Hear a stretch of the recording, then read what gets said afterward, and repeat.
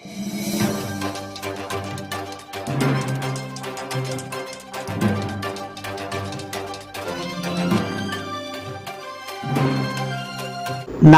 अस्सलाम वालेकुम रहमतुल्लाहि व बरकातुहू। मैं हूं Syed Abid Aslam, chief editor, leader सियासत, उर्दू न्यूज़ चैनल बेंगलुरु। नाजरीन, शहर बेंगलुरु के एक समाजी कारकुन मिल्ली हमदर्द जनाब आलम पाशा ने एक इंटरव्यू देते हुए बताया है कि कर्नाटक में सबसे कदीम, सबसे पुराना यतीम खाना यानी मुस्लिम आर्फनेज बेंगलुरु जो 1960 पर 5 में कायम किया गया है, जिसकी जायदाद 1000 करोड़ रुपयों से भी ज्यादा है।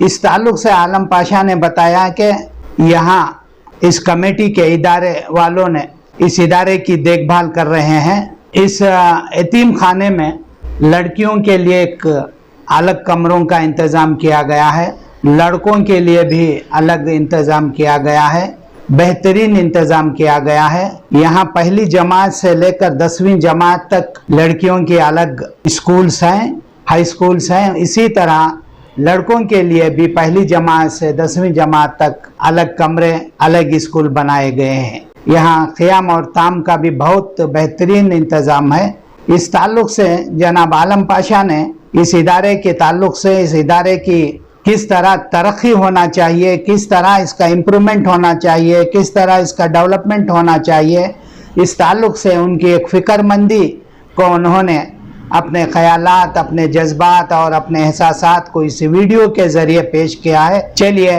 इस वीडियो के ज़रिए आप उनके ख़यालात को सुन सकते हैं।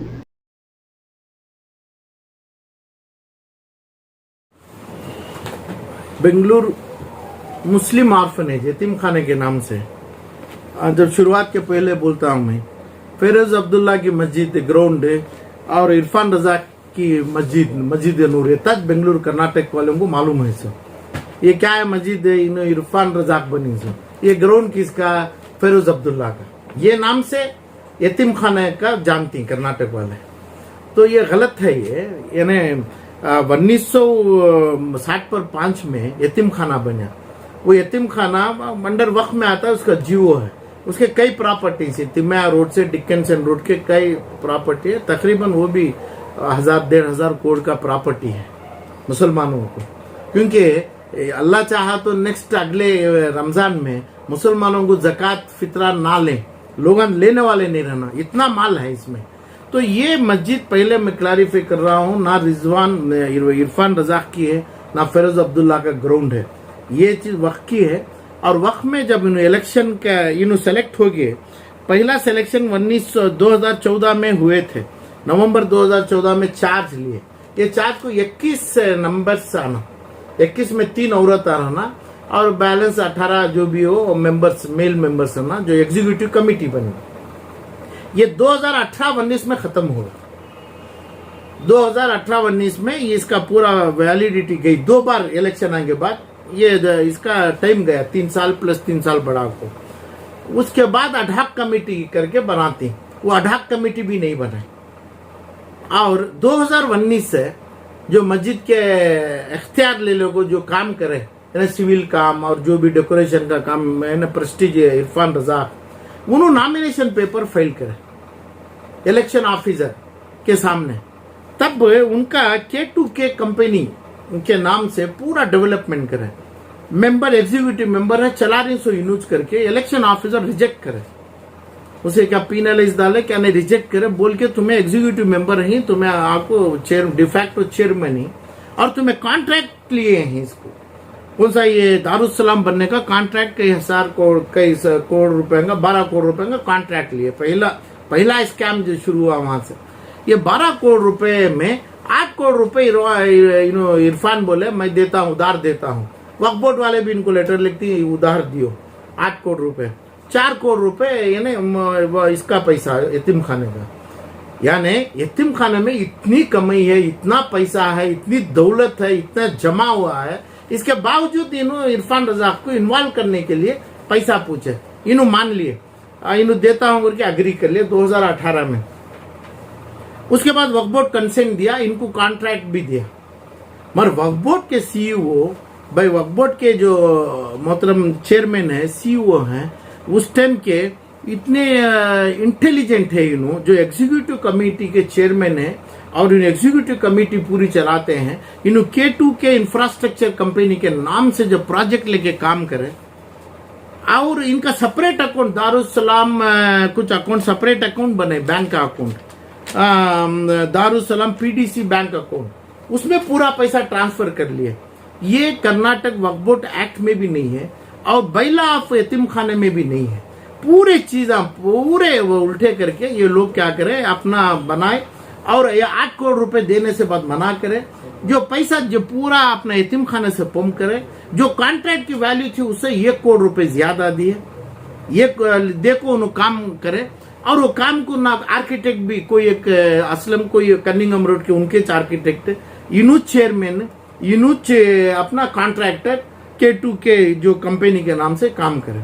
उसके बाद ये ना इनको ये पता चला इलेक्शन कमीशन को, इलेक्शन ऑफिसर दूसरे आते हैं। जब इलेक्शन 2018-19 में होना है, नहीं तो इलीगल है।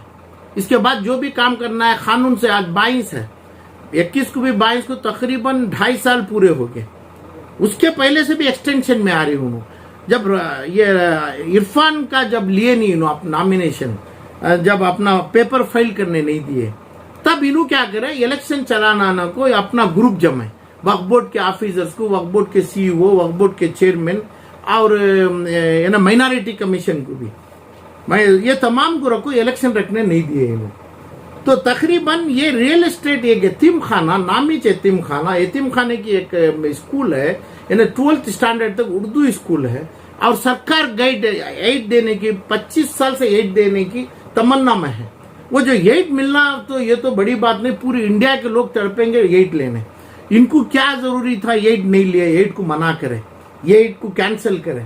बाद इनके प्राइवेट नामों में नॉलेज वुड एक पब्लिक स्कूल करके एक स्कूल प्राइवेट बने, कोई इसमें के एग्जीक्यूटिव मेंबर से प्राइवेट बना के वो भी चला रहे, सरकारी 8 को वो आइसोलेट कर दिए करके ये तरीके से करे। 2019 में जब इरफान रजाक का नॉमिनेशन को खारिज करे, पीनलाइज करे इलेक्शन ऑफिसर से, उसके बाद इन ग्रुप जमे, इनका जो जितना भी ग्रुप है समझो, जो नॉमिनेटेड जो ग्रुप है जितना भी, ये ग्रुप इलेक्शन नहीं चलाने की पूरी साजिश बने। समझो कर्नाटका में 1,80,00,000 मुसलमान है, एक फेरोज अब्दुल्ला, एक नदीम, एक नवीद, एक अपना प्रेस्टीज का इरफान रजाक, अब एक फला, इसमें जो 20 आदमी हैं, ये 20 या 50 के अलावा हमें मेंबर्स नहीं है। तो कानून क्या होना चाहिए था, कानून में जो 1,80,00,000 मुसलमानों को, जैसा मस्जिद में बोलते हैं हर इमाम को इजाजत दिया गया है, हर मेंबर पे करके बोलते हैं आप इलेक्शन कार्ड बना लो, इलेक्शन का ID बना लो, तो इनको ऐसा बोले कि जैसा बोल के ये फलां पार्टी को वोट डाल दो, जाके वो मेंबर तक जाके पॉलिटिशियन बोलता है, ये ऐलान करते हैं। CMA में और यतीम खाने में लोग मेंबर्स बनना है, मुसलमानों का प्रॉपर्टी है। यतीम खाने का नाम क्या है, यतीम खाने के नाम से हर कम्युनिटी तरस खाती है। और ये प्रॉपर्टी जो 5 एकड़ जो सरकार हमारी मिल्लत की प्रॉपर्टी है, वो प्रॉपर्टी में बड़े लोगों की, दौलतमंदों की 5 करोड़ से 10 करोड़ की कार खड़ाने, और उनके दूसरों को अलो नहीं है, उन्होंने अपने कार खड़ाएंगे, अपने मस्जिद का अपना नाम दे देंगे, ये कामों के लिए यूज कर रहे हैं तकरीबन 60 साल से। तो ये रियल एस्टेट में जो पहले दारुसलाम जो तिम्मया रोड से पीछे डिकिंसन के पीछे से जो चालू होता है, वो जो काम किए तकरीबन 20,000 स्क्वायर फीट में 12 करोड़ रुपए का पैसा, वहां से शुरू करे इनका काम।